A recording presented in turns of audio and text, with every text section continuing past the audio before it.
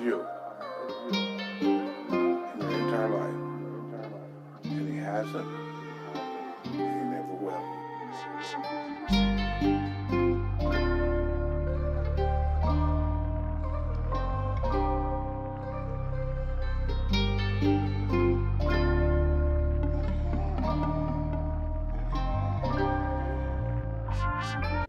What's up, YouTube? We're back with another video. And for this video, we are going to do a labor experience, which has been highly requested. So we decided we'd do it today. I think we're going to explain kind of what happened that led to the experience that we had, which, by the way, throughout my whole pregnancy, it was peaches and cream.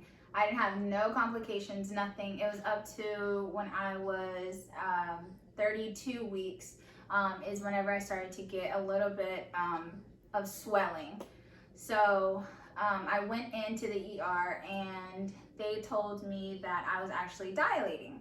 And so to stop the dilating, they gave me fluids. And we stayed over probably, what was it, a day or two? It was like 2 days. It was like 2 days.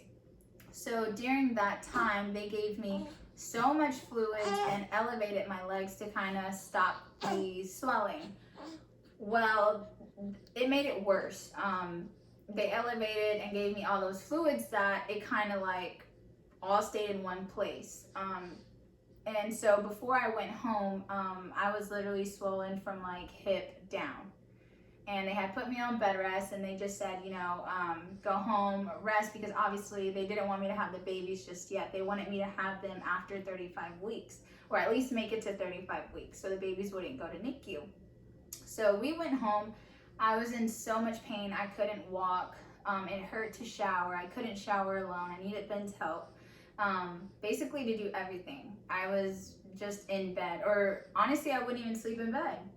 Yeah, it was uncomfortable for her to even sleep in the bed.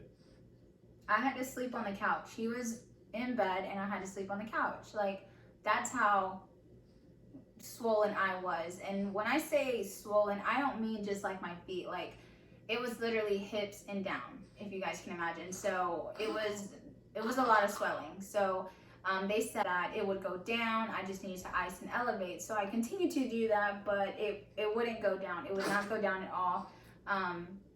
It became so painful that I had to have my mom fly in. And she did. She came down and she was super helpful as well. We did a lot of icing, and then she also started helping me in and out the shower and stuff like that. So whenever we went to like a follow-up appointment for the swelling, that's whenever we were told that if the swelling doesn't go down, we'd have to do a C-section. Like, we planned for a C-section. And honestly, I didn't want that. That was the last thing that I wanted to do, just because I heard recovery is like extremely hard, and then just vaginally is what I wanted to do. So with my mom being there, we tried doing everything that we could to get the swelling down. And it was up to like probably, I had turned 34 weeks and we had scheduled the C-section for that Monday, I think. Yeah, that Monday. And my doctor had said if the swelling had went down, then we can try vaginally. Well, it was going down. I started to walk again. I was starting to do things on my own. So I was super confident that I was going to be able to do like the vaginally birth and everything like that. But the babies decided to come earlier than we expected. So it was on February 10th that it was just a normal day. You know, I felt good. Ben was working and I was actually on TikTok. I was doing TikToks. Like I said, I felt good. And then I had the urge to go to the restroom in the middle of a TikTok. So I went to the restroom and then I noticed some spotting. And I kind of freaked out because obviously when you see blood, you don't really think like it's a good sign. And being a first time mom, I definitely was very scared. So Ben was actually on. I was in a meeting on a call because I was working from home, and she came in the room and she said, I'm bleeding. So I had to get off the call with my boss and took her to the hospital. So we got to the hospital, and then we got checked in, and immediately they said, "Oh, you're dilated 5 centimeters." And I was like, "What?" Like, I didn't even know. I wasn't contracting, doing any of that. I felt great at that point. So me personally, I was like, "Oh, the swelling's down. I'm dilating. I'm gonna have them naturally." No, my doctor completely shut that down, and she was like, "No, we're going to have to do an emergency C-section." And I completely broke down. I started to cry because like I said, I did not want to do that at all. But at that point, I didn't have a choice. She said it wouldn't be safe because of the swelling, that something can go wrong. So, you know, in my mind, I had to tell my mom. Of course, I was crying. I was telling my sister, basically my family, that, you know, we were gonna have the babies and we were gonna have to have them with the C-section. So I remember going to the room, getting reeled into the room, and then they put the epidural in. And the epidural didn't hurt to me. The staff there was really, really good. They talked me through it. Basically, your shoulders roll forward, and then they numb you. So I was there, and I thought I was gonna go back out. No, like, I got the epidural, they laid me down, and I was like strapped like this, and then I didn't feel anything. I didn't feel anything shoulder down. I was completely numb. Suddenly I was like, "Where's Ben?" Because I seen like all of the nurses come in, NICU came in. There were so many people in there that I can remember, and then finally Ben had came in. And was there a lot of people, or was it just me thinking it was a lot of people? It was a lot of people. Yeah, it was a lot of people. Yeah, because we were 34 and 4, so babies were preemie at that point. They were for sure, without a doubt, gonna go to NICU. So we were they were prepping, getting me ready. I had a nurse on the side of me talking to me through it, like talking me through the whole thing. And then I do remember them having like a mirror thing where I could see what the doctor was doing.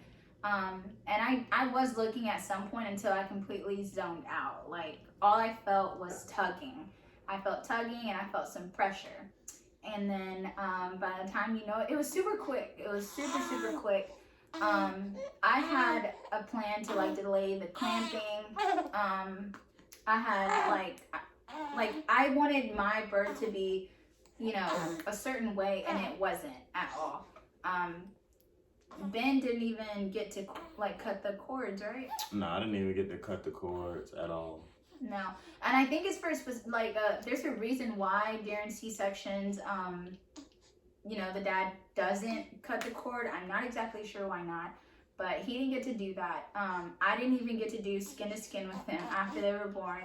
I didn't have my golden hour with them, and nothing like that. So I had them, and then poof, they were gone. You know, like, I had to just focus on getting better, or getting stitched back up and getting back into the recovery room. Well, Chase was born first, and then 2 minutes later was Caleb. They looked fine. Everything was fine. Other than, wait, what happened with Caleb? So when they were doing the C-section, when they was pulling Caleb out, he wasn't breathing at all. So for me, at first time dad, I started panicking while the nurse was sitting there just talking to me. He was like, "This happens all the time. He'll be all right." And in my head the whole time, I'm really not paying attention to him while they're just sitting there flicking on his Caleb's foot to get him to breathe. And then they finally got him to breathe. And tell him how he was born. Oh yeah, Caleb was born in the sac. So what that means is he was in the sac, and he was alive in the sac. So they punched a hole in his mouth when his mouth was open to break the sac. Which is pretty cool. I didn't even get to see that, obviously, but like I said, like, at one point I completely zoned out. I probably would have seen it, but all I seen was them cutting me, and I was like, you know what, I don't even want to look anymore. But yeah, it's pretty cool how Caleb was born still in the sac. You do see some stories like that. But yeah, after that they took him into NICU. And then I got reeled back into like a room. Like it wasn't our recovery room. It was just a room that I got pulled out of surgery, and then they placed us there for, I guess, just taking vitals. I was still super out of it, super out of it. And they were just asking me how I felt, you know, everything. And I thought I felt great. I did. The nurses had left. It was just me and Ben in there. And then all of a sudden the nurse comes back and she's like, "Hey, how are you feeling?" And I was like, "Good." And she was like, "Are you sure? Because your oxygen is going down." And then I was like, "What?" She was like, "All right, well, we're going to have to push down on your stomach." Which is obviously something that they do to every mom that just had their baby. You know, they push down on her stomach. But for me, what happened was they pushed down on my stomach and like a gush of blood just came out. And after that, I completely blacked out. I didn't know what was happening at all. All I remember is everyone from surgery coming back. My doctor, the anesthesiologist, like everyone came back, and only thing I heard was, "If we can transfer blood, if you need a blood transfusion, do you give your consent?" And I was like, "Of course." That's it. That's all I remember. Ben can probably explain in detail more what happened. Yeah, so after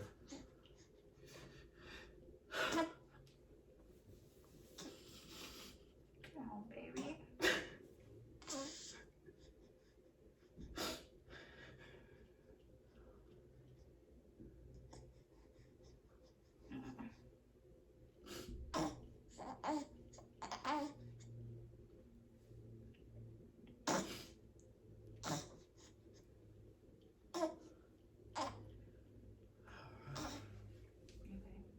yeah. So after the C-section,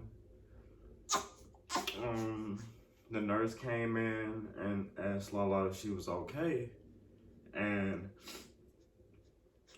Lala said yes. But right after that, it was like she was having like a seizure, so she kind of like blacked out. And when she did that,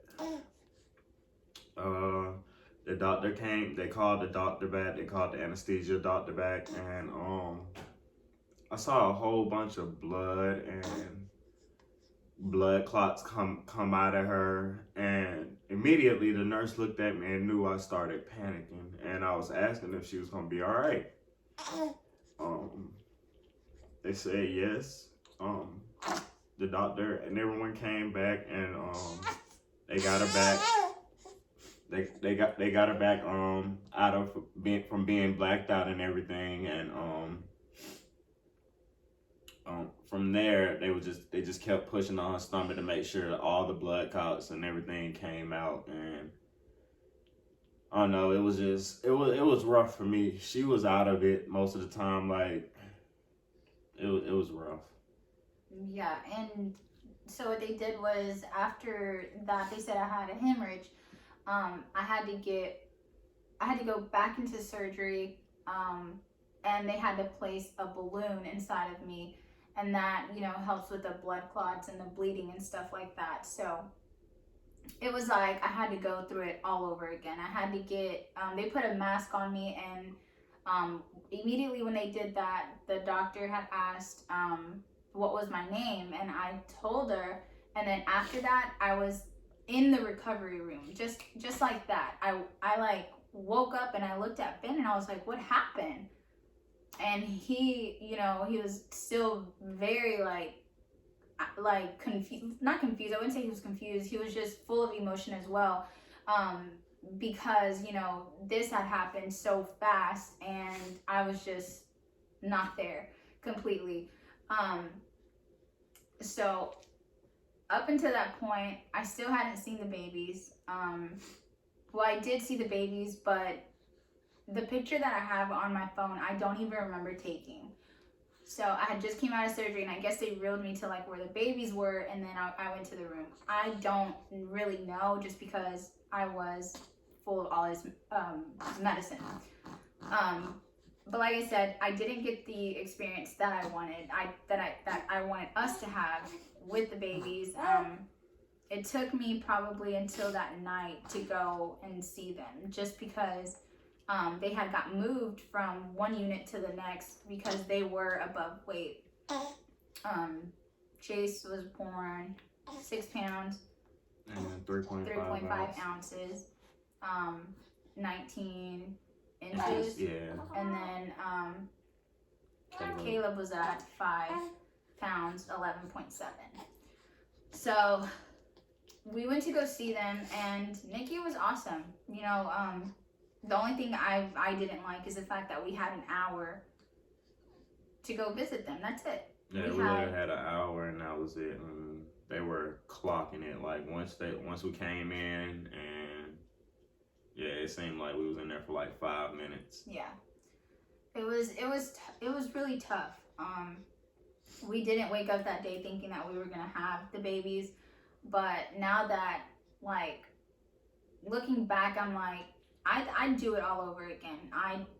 The experience that I had is not what I wanted, but for these 2 boys, I definitely do it again. It was rough. Recovery was rough. Going to the restroom was rough. Laughing because of Ben was rough. Coughing was rough. Anything, walking was rough. C-section, guys, is not the easy way out. It isn't. And I heard it for a very long time, especially growing up. C-section is the easy way out. Up until, like, I was pregnant, and that's when I heard, you know, oh, it's a rough recovery. But I don't know what else to say. That was our labor experience. It's not what we wanted, not what we planned, but it was God's plan. Everything worked out. We're fine now. They are healthy, and that's all that matters to us. Yeah. But yeah, I don't know if I left anything out. No, you didn't. That was good. Yeah. We got everything. Yep. So yeah, for everyone who's been asking for the video, this is it. It's very tough for us, as you can see, to talk about it because it's not the greatest story or greatest experience to say. It is something we'll forever remember and always get emotional over, but we got 2 bundles of joy out of it. We did. So, and Ben is a great dad. I just want to say that. He is. He's the best bottle washer, best blowout cleaner, everything. He washes clothes, does everything, guys. So I'm super, super grateful for him being the father to my babies, to our babies. Thank you, baby. I love you. I do too. But yeah, guys, this was it. That's all we have to say. We hope you guys enjoyed it. Make sure you go like, comment, and subscribe, and we'll be back with another video. Peace.